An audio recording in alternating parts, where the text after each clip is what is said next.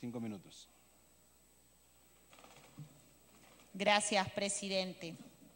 Presidente, sin duda nuestro país enfrenta hoy una de las coyunturas políticas más difíciles de los últimos años, lo que genera o ha generado un alto grado de polarización, el recrudecimiento de ciertos odios y lamentablemente que se utilice la mentira como argumento para descalificar los argumentos de otros. Mentiras que hoy es imperativo desvirtuar. En primer lugar, presidente, el procedimiento de vacancia que se ha iniciado y que tendrá su desenlace en las próximas horas se encuentra expresamente previsto en nuestra Constitución, artículo 113, y ha sido desarrollado en el reglamento del Congreso, artículo 89-A. Siendo resuelto este procedimiento de vacancia por un órgano de naturaleza estrictamente político, como es este Congreso de la República. Por lo tanto, señor presidente, una primera afirmación es que sería constitucionalmente y democráticamente posible aprobar una vacancia, como ocurrió recientemente en Brasil y en Paraguay, con sus sustanciales diferencias.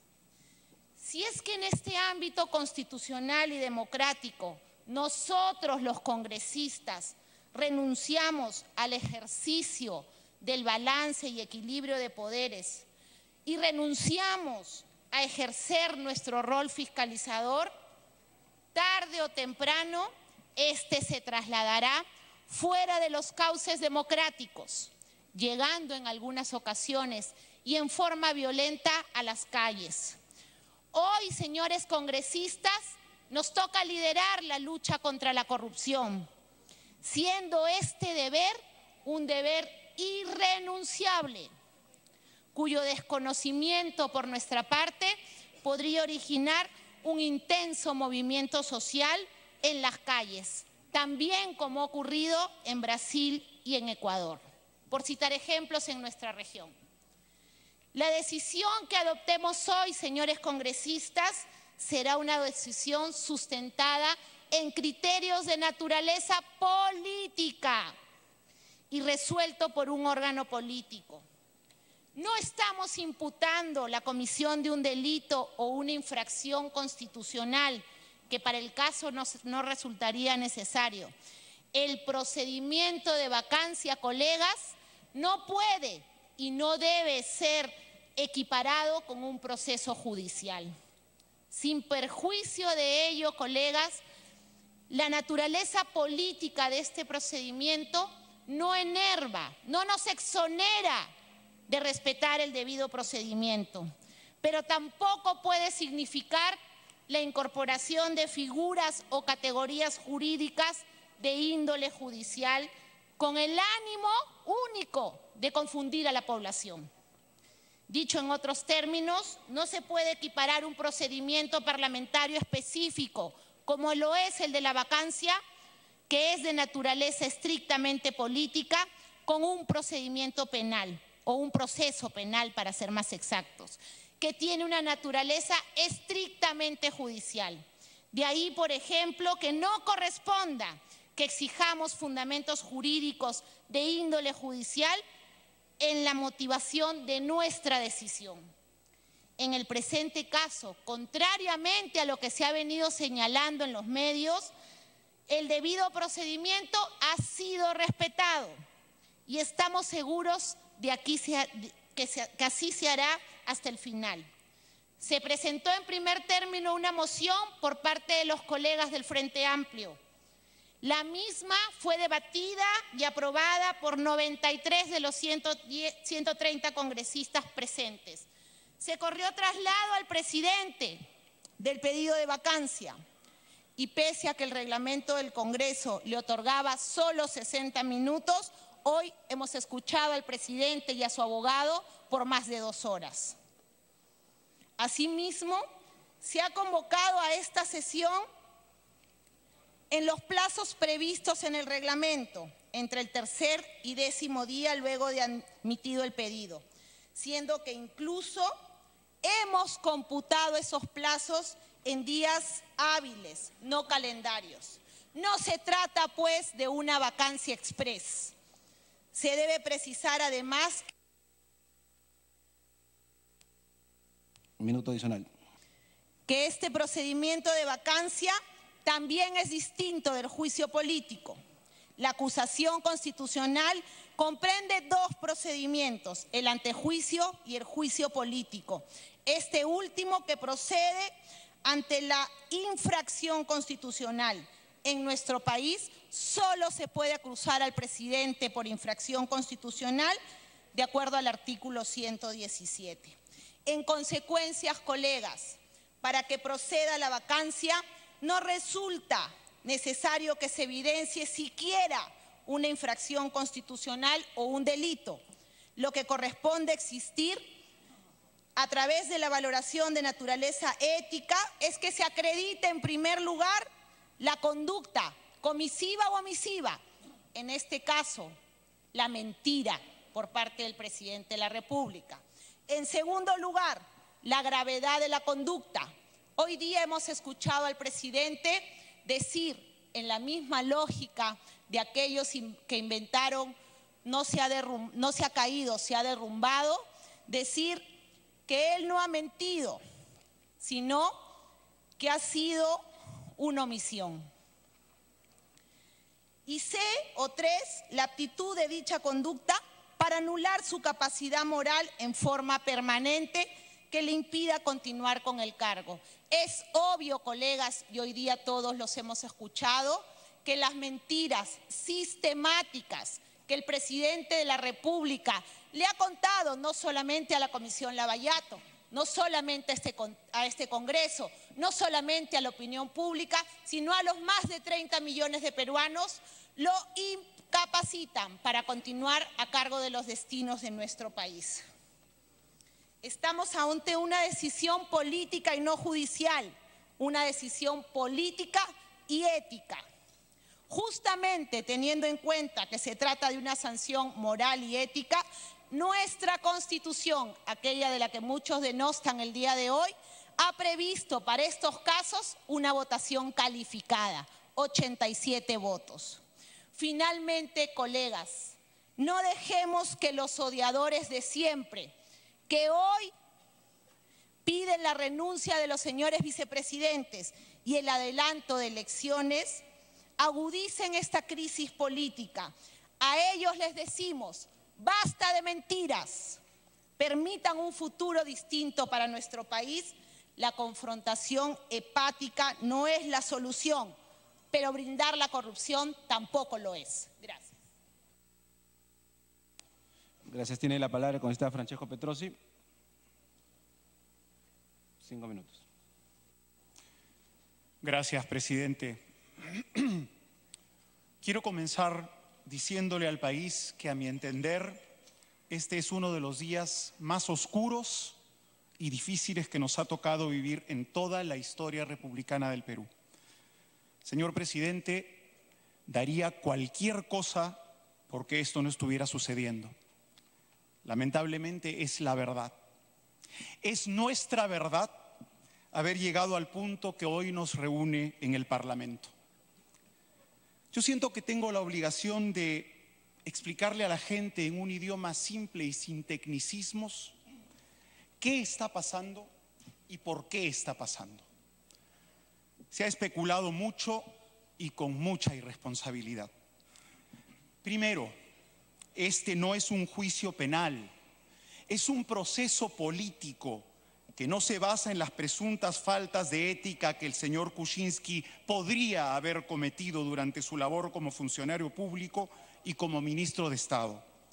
Esta moción de vacancia ha sido motivada por mentiras y contradicciones que se han producido siendo ya el ciudadano Kuczynski presidente de la República. Le han hablado a ustedes, a los peruanos, de que no se está cumpliendo con el debido proceso. Lo que no le han contado a la gente es que no estamos hablando del debido proceso de un juicio penal, sino por el contrario, de un debido proceso parlamentario, el cual se ha cumplido al pie de la letra, según lo previsto en el reglamento del Congreso de la República. Ha habido ministros y congresistas que en un acto egoísta y irracional le han dicho al pueblo que aquí en el Congreso se está cocinando un golpe de Estado. Cuando ustedes saben perfectamente que esta figura ni existe ni es posible. Hay quienes han insinuado que los vicepresidentes deberían renunciar a sus cargos y por lo tanto a la sucesión presidencial. Esto sí es una incitación golpista. El hecho es, señor presidente, que usted y nosotros tenemos un solo deber: demostrarle a los peruanos que no existe una mejor forma de vida que la democracia. Una democracia limpia y transparente que no hemos logrado todavía. Una democracia donde las personas que aspiren a un cargo público lo hagan con el solo interés de servir a su país. Solamente cuando los peruanos vean de parte de sus políticos una verdadera disposición para luchar contra la corrupción, caiga quien caiga, solamente entonces volverán a creer en nosotros. Los pobres y los desnutridos, los olvidados y los condenados a miseria perpetua por el Estado peruano no pueden esperar.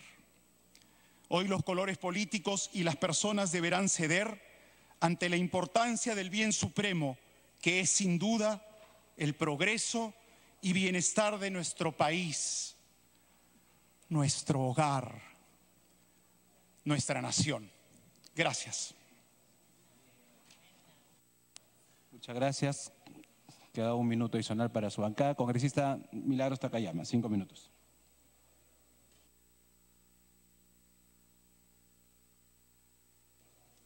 Gracias, señor presidente, y por su intermedio saludar a mis colegas congresistas.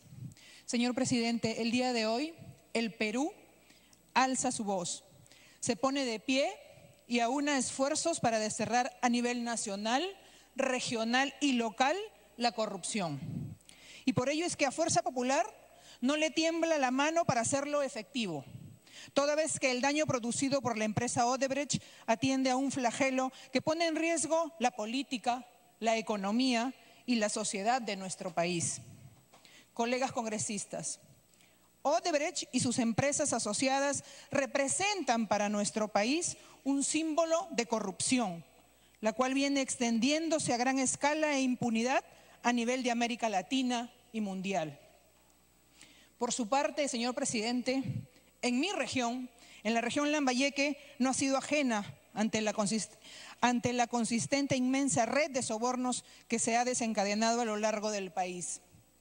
En consecuencia, la sombra de la corrupción ha generado que todas las alarmas se enciendan desde afuera, lo cual nos ha conllevado a actuar de manera inmediata contra aquello que negativamente implica Odebrecht para el Perú.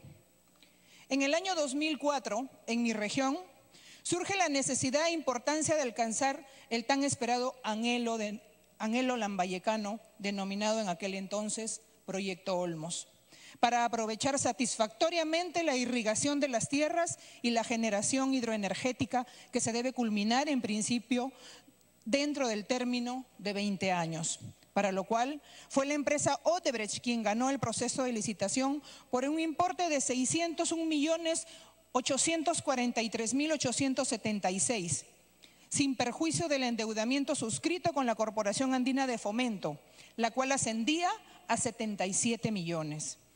No obstante, señores congresistas, es de resaltar que hoy el proyecto especial Olmos-Tinajones solo ha estimulado generar la incrementación de coimas, la cual ha sido considerado al costo final de las obras mediante adendas respecto al contrato original.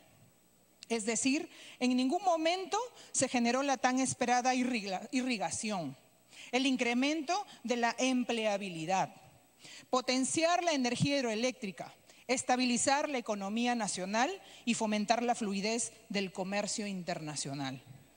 Grande ha sido nuestra decepción al destapar en nuestro país la ola de corrupción más grande en los últimos tiempos, donde solo gana tanto el funcionario corrupto como la constructora a cargo, pero quien perdía más es el Estado peruano.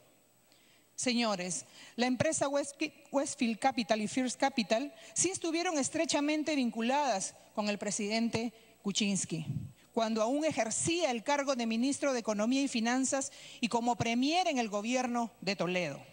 Así constan en documentos oficiales que obran en la Comisión Lavajato y hoy es de conocimiento público.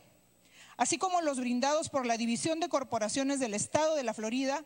Además, así lo ha manifestado también el mismo presidente Kuczynski el pasado domingo ante la opinión pública nacional. Al respecto, la reciente declaración del presidente Kuczynski ha sido contundente y reveladora, pues ha admitido haber brindado servicios de asesoría para la estructuración financiera del proyecto Irrigación Olmos a cargo de la empresa H2 Olmos. Que el señor Kuczynski haya contratado directa o indirectamente con la empresa H2 Olmos lo hace acreedor de dinero proveniente de fuentes ilícitas en perjuicio de nuestro país, por lo que en su calidad de socio y de premier, ¿acaso no tenía conocimiento que Sepúlveda venía otorgando servicios financieros a Odebrecht por el trasvase de Olmos durante los años 2005 y 2006? A su vez, es de resaltar que este trasvase representa para Odebrecht un negocio rentable, puesto que implica ingresos por más de 31 millones de dólares anuales, sin perjuicio de que los gastos asciendan a 7 millones y que cada año tenga un margen operativo de 24 millones, razón por la cual sus ingresos por este trasvase serán mayores a 385 millones. Sus egresos, considerando el pago de la deuda y las comisiones, serán inferiores a 315 millones. Por lo tanto, Odebrecht ganará más de 70 millones. Colegas congresistas, increíblemente Odebrecht tiene ingresos garantizados de 22 millones anuales por H2 Olmos, sin importar la existencia o no de agua. Es decir, Odebrecht ganará más de 50 millones por la empresa H2 Olmos sin incurrir en ningún tipo de riesgo. Entonces, señor presidente, ante las evidentes pruebas que acreditan el pedido de vacancia, ¿por qué razón hasta el día de hoy no ha tenido las agallas para mostrar las verdades al pueblo peruano? ¿O por qué no existen documentos contundentes que justifiquen cada una de sus afirmaciones? ¿O es que tantas modificaciones a sus versiones brindadas no le han permitido conseguir la confianza de ninguno de los congresistas?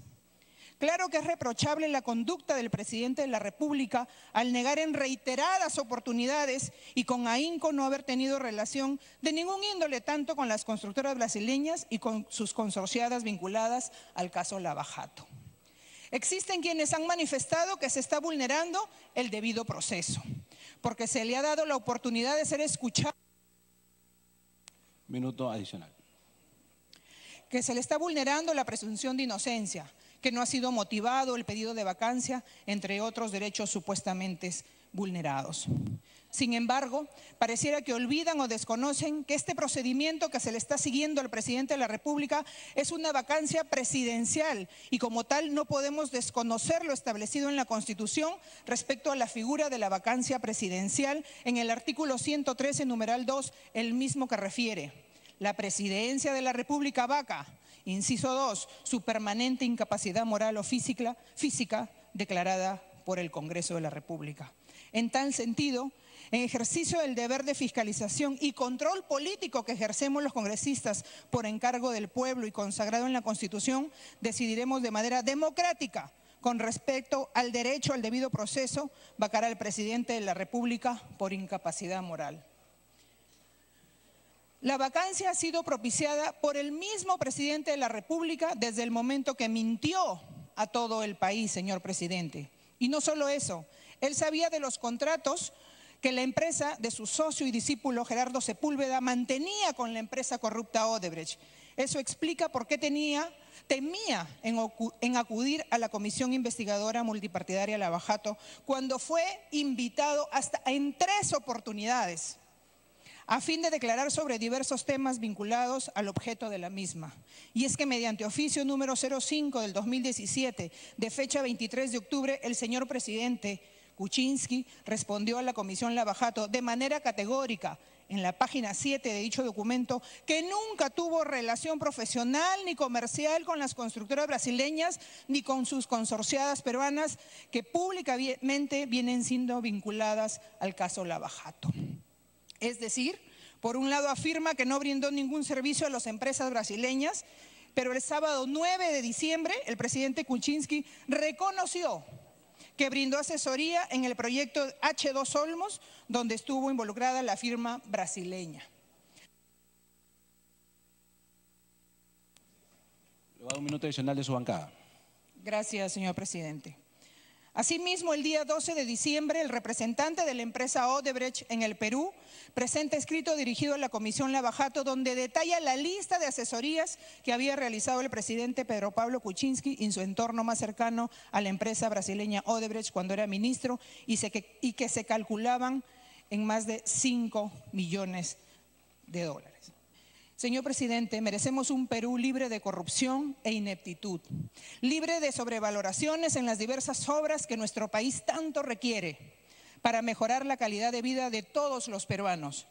Por ello, ejecutemos las medidas y acciones necesarias para lograrlo. Aún hay esperanza. Hoy será el inicio de la nueva etapa en la vida democrática del Perú. Gracias, señor presidente. Gracias. Tiene la palabra el señor congresista Salvador Eresi, 4 minutos. Muchas gracias, señor presidente.